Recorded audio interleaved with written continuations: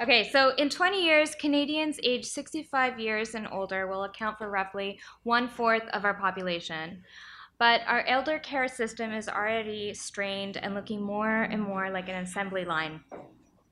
So, with our loved ones actually the ones being commoditized. And these issues are really close to my heart because actually, my father, the last 6 years of his life, we navigated the elder care and healthcare system together.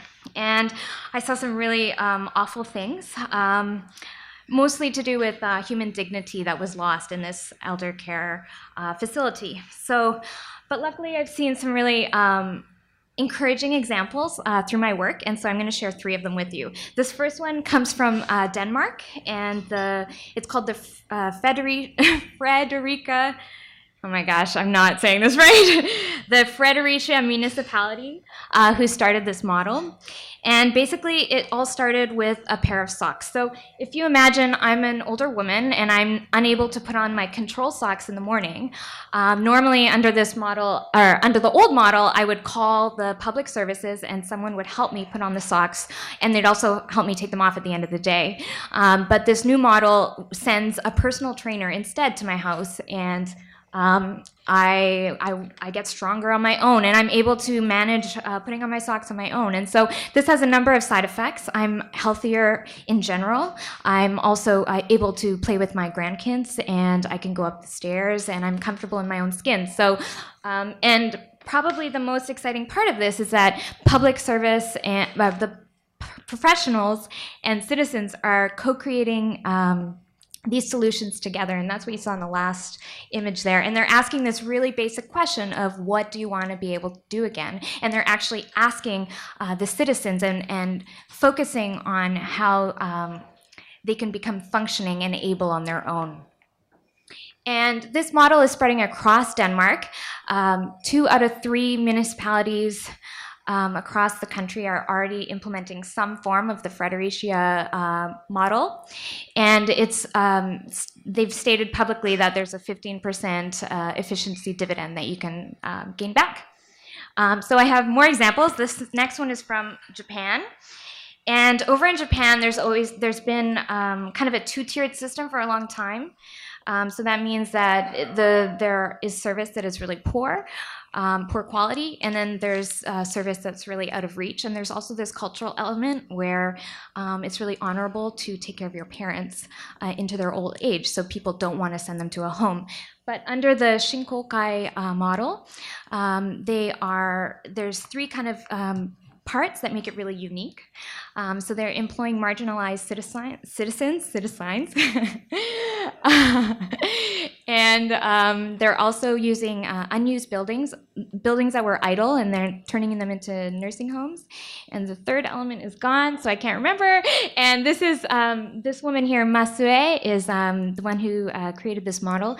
She's now in her 70s. She's been working on this for 40 years, and she's one of 2 Ashoka Japan's first fellows, and she's had some really great impacts in Japan. So one of the things that she was able to do is the insurance policy over there. She changed it from only being available to people.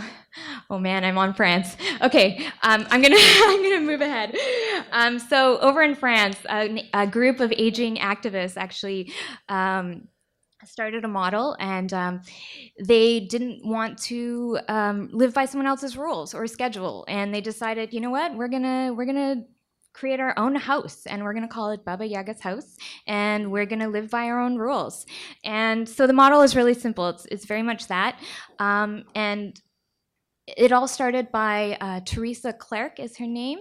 She got together with a bunch of friends and started lobbying French politicians, and actually was able to convince them to spend $6 million to build a 6-story women's-only seniors home.